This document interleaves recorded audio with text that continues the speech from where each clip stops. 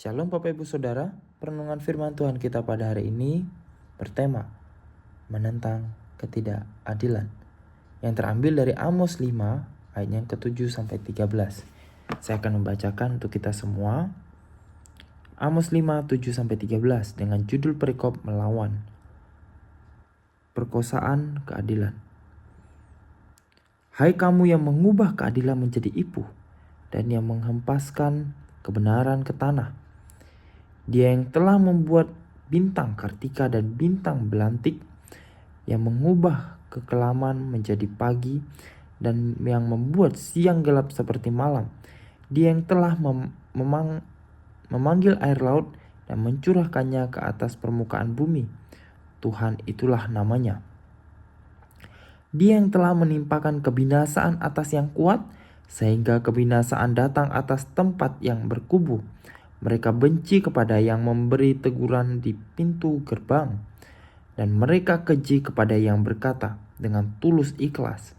Sebab itu, karena kamu menginjak-injak orang yang lemah dan mengambil pajak gandum daripadanya, sekalipun kamu telah mendirikan rumah-rumah dari batu pahat, kamu tidak akan mendiaminya. Sekalipun kamu telah membuat kebun anggur yang indah, kamu tidak akan minum anggurnya.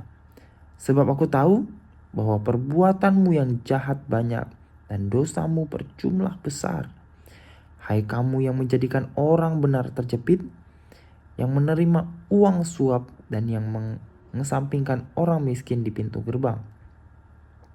Sebab itu orang yang berakal budi akan berdiam diri pada waktu itu, karena waktu itu adalah waktu yang jahat. Bapak Ibu Saudara, kalau kita sering memperhatikan politik, pasti kita nggak asing dengan sebuah pepatah yang mengatakan tajam ke bawah, tumpul ke atas. Hal ini sering menggambarkan bagaimana para penegak hukum itu yang hanya berani memberikan hukuman yang begitu berat kepada orang-orang yang kalangan bawah. Orang yang mencuri buah-buahan dihukum 5 tahun penjara. Sedangkan orang yang mengkorupsi uang negara hanya dipenjara 1 tahun, beberapa bulan, bahkan bisa dibebaskan. Nah, Bapak Ibu Saudara, ini adalah salah satu contoh bagaimana banyak sekali ketidakadilan di bidang hukum yang sering kali terjadi. Dan masih banyak hal lagi Bapak Ibu Saudara yang berkaitan dengan ketidakadilan yang sering terjadi di dalam bidang ekonomi, di dalam kehidupan sosial, di dalam pendidikan, dan masih banyak hal lagi.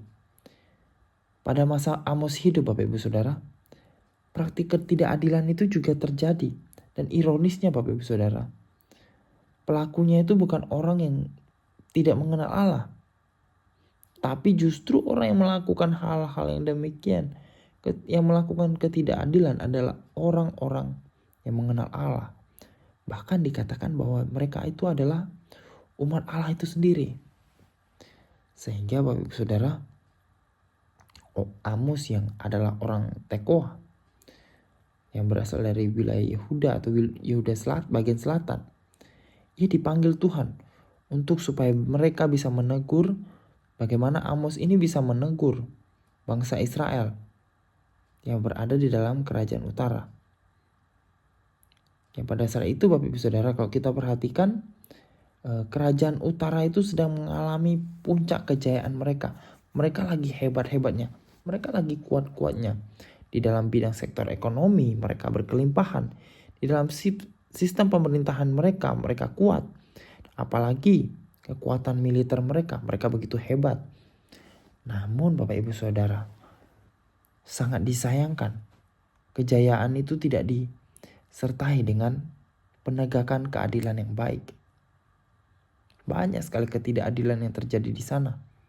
Sehingga yang terjadi Bapak Ibu Saudara, justru orang-orang yang punya kekuasaan itu bisa semau hati mengubah keadilan itu menjadi merujuk kepada sesuatu yang seharusnya tidak demikian. Sehingga Bapak Ibu Saudara, kita bisa melihat bagaimana ketidakadilan itu bisa terjadi di tengah-tengah mereka. Nah, Bapak Ibu Saudara, ternyata mereka sudah sadar mereka salah.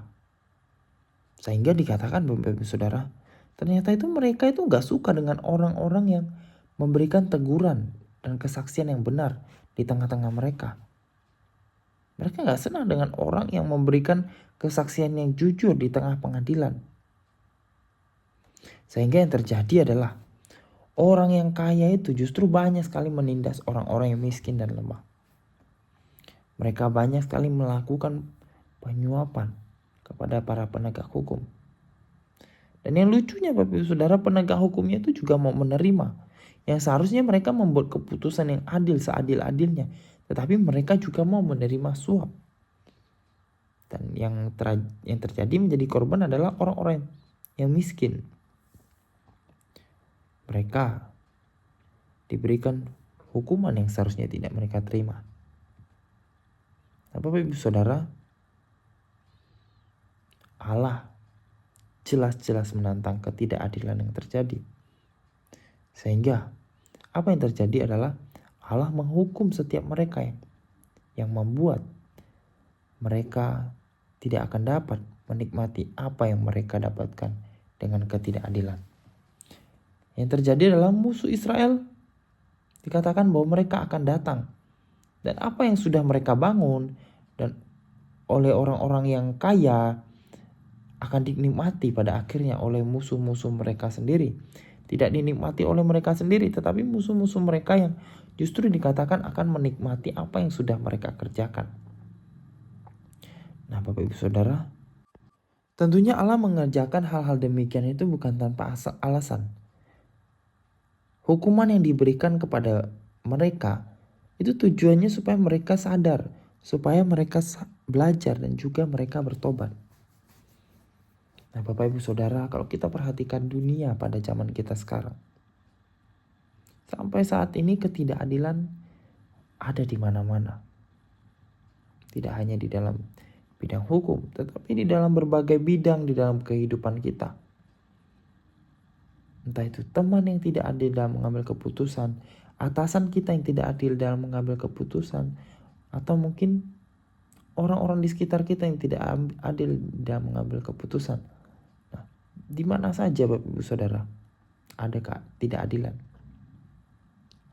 Sehingga Bapak Ibu Saudara, pertanyaannya, apakah kita telah menjadi bagian yang menyuburkan ketidakadilan di rumah, di tempat kerja, di lingkungan tempat kita tinggal, atau bahkan Bapak Ibu Saudara di gereja? Jika demikian Bapak Ibu Saudara, firman Tuhan hari ini mengingatkan kepada setiap kita supaya setiap kita segera bertobat.